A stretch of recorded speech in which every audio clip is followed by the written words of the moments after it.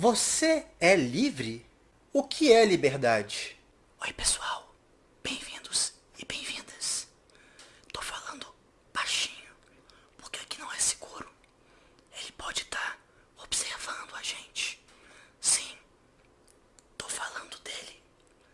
O algoritmo.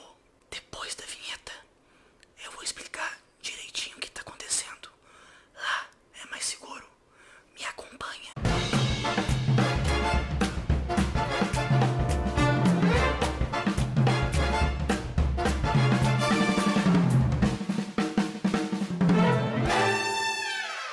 Agora sim, pessoal, bem-vindos e bem-vindas. Eu sou André Pádua, nesse momento você está assistindo Polis, aqui no Lucia Podcast. E hoje, continuando a repercutir os vídeos anteriores, mas com uma outra perspectiva, nós vamos debater cultura em meio a essa coisaiada toda acontecendo de redes sociais e justiça e o judiciário. Você que está aí escutando, você provavelmente passou e passa um tempo relevante do seu tempo navegando na internet, mexendo no seu celular, que hoje é um meio mais próximo da internet que nós temos, ou está no seu computador de alguma maneira fazendo aí algum tipo, né, de busca, algum tipo de diálogo.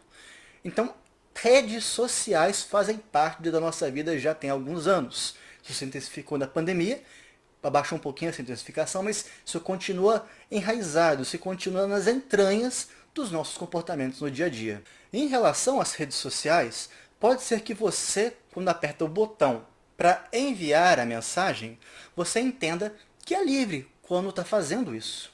Mas por que você escolheu mandar essa mensagem? E por que mandou a mensagem? Você pode dizer, porque eu quis. Provavelmente você queria revelar qual é seu pensamento sobre determinado assunto. Mas você precisou fazer isso baseado em uma necessidade gerada artificialmente. Possivelmente, nossa vontade também está sendo controlada artificialmente. Se você assistiu o filme Ela, sabe mais ou menos do que eu estou falando. No filme, o mercado disponibiliza uma inteligência artificial para desenvolver uma relação amorosa com o usuário. You're dating your computer? She's not just a computer. You always wanted to have a wife without the challenges of actually dealing with anything real. I'm glad that you found someone. Até que a inteligência artificial evolui, trai o usuário e se separa dele. Isso nos leva a pensar. Em relação às nossas redes sociais, a gente podia estar usando outro meio para se expressar que não sejam as redes sociais? E não fossem as redes sociais, a gente seria provocado a se posicionar da forma como a gente se posiciona? Liberdade seria poder fazer isso baseado na sua vontade, sem provocação de outros meios via internet. Você lembra de como que você passava seu tempo quando ainda não existiam redes sociais? Convido vocês a conferir esse recorte de um debate ocorrido na USP sobre as implicações éticas e sociais da inteligência artificial. Para você ter uma ideia, um recorte muito pequenininho. Um comentário foi feito pelo Geoffrey Hinton, né? Uma das várias notícias que tiveram grande repercussão aí nas últimas semanas relacionadas à inteligência artificial foi o pedido de demissão do Geoffrey Hinton. Ele foi um dos pioneiros de desenvolvimento dessa tecnologia que é usada no ChatGPT. Ele pediu demissão do Google e saiu dando uma série de entrevistas alertando sobre vários riscos que ele enxerga no futuro uso dessa tecnologia, né?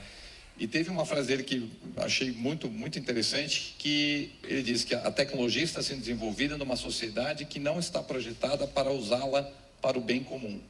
E aí ele tem medo que, apesar de a inteligência artificial vai trazer muitas coisas boas, por exemplo, na saúde, etc., ele acha que ela vai, a longo prazo, aprofundar desigualdades sociais. As redes sociais que você está usando no seu celular, no seu computador, a gente estabelece um vínculo muito próximo a elas e certas vezes a gente acaba se esquecendo que elas são criações humanas de uma pessoa que é dono e desenvolve uma empresa ligada à tecnologia, mas que essa empresa tem interesses comerciais que visam lucratividade. E aí essa empresa desenvolve maneiras de lucrar com as interações que nós fazemos por meio dessa rede social.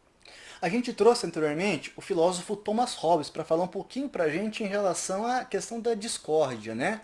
E nesse vídeo a gente está trabalhando o poder o meu poder sobre essas coisas, até que ponto vai? Até que ponto eu sou realmente livre? Até que ponto eu sou controlado? A gente trouxe aqui a figura de um outro filósofo que chama Jean-Jacques Rousseau. Jean-Jacques Rousseau, ele entendia que os homens nascem livres, iguais e felizes. Por isso, em seu estado natural, o homem ele é bom. E em sociedade, ele acaba se corrompendo. Por isso, Rousseau vai falar do pacto social, ou da necessidade de um contrato social. Essa seria, portanto, uma função do Estado, que é equilibrar a dimensão individual e coletiva com o pacto social. Esse é apenas um argumento para dizer da necessidade de algo para, uma palavra que assusta, pode ser regular, ou a gente pode dizer responsabilizar as ilegalidades que são cometidas, tanto na nossa vida prática e também online. Muito recentemente a gente viu o STF, através de Alexandre de Moraes, advertir o Telegram. Nas últimas semanas, o ministro foi envolvido em uma grande repercussão junto a Elon Musk, por conta de uma decisão que tomou contra o X. Agorinha, os Estados Unidos eles estão a poucos passos de banir o TikTok do país. E há pouco tempo, Hollywood, esse centro cultural norte-americano, entrou em greve. A razão? O uso da inteligência artificial nos filmes. A gente está falando de Rousseau, mas a gente pode falar de outros filósofos, por exemplo, um filósofo chamado Álvaro Vieira Pinto, brasileiro, que vai dizer que a tecnologia é uma necessidade para o progresso e desenvolvimento do ser humano, da raça humana. Em contrapartida, tem outro filósofo chamado Byung-Chul Han, vai falar pra gente sobre o paradoxo da sociedade da informação. As pessoas elas estão aprisionadas nas informações. A gente pode ter dificuldade de ver essa grade dessa prisão porque ela é transparente. É o vínculo que a gente estabelece com o celular, com o computador. Essa é uma prisão que acaba sendo criada. Vamos pensar bem sobre isso. Quantas horas por dia nós ficamos no celular ou no computador? E agora a gente pode falar dele. O algoritmo. Dentro dessa ideia de falsa liberdade que as redes sociais dão pra gente, também tem a falsa liberdade quando a nossa liberdade é expressada. A gente acha que a gente está livre expressando a nossa liberdade, mas a gente na verdade não está livre. Existe um algoritmo criado por uma empresa que exerce um relativo controle sobre o que nós postamos, não postamos, curtimos, não curtimos, compartilhamos ou não compartilhamos. E agora um pedido a todos e todas vocês. Como estamos mostrando para você essas paredes transparentes desses espaços online, é bem possível que esse vídeo não alcance tanta gente. A gente conta com a ajuda de vocês para você estar curtindo, compartilhando, se inscrevendo no canal para a gente trocar mais ideias como essa futuramente.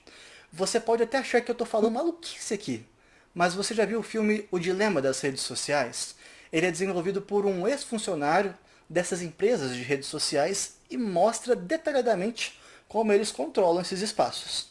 Infelizmente ou felizmente, apesar disso tudo, nosso mundo é tão indecifrável que acaba por tornar esses espaços, as redes sociais, tão mais democráticas e acessíveis do que os meios tradicionais de informações. E por isso que as redes sociais pegam tanto. Ela torna a nossa vida particular pública e coloca mais perto de nós. Isso é, da nossa vida particular, os espaços privados e públicos. E esse foi o nosso vídeo de hoje. Espero que tenham curtido o debate que nós trouxemos em relação a redes sociais, em relação a tudo que está envolvendo nesse dilema de desenvolvimento tecnológico.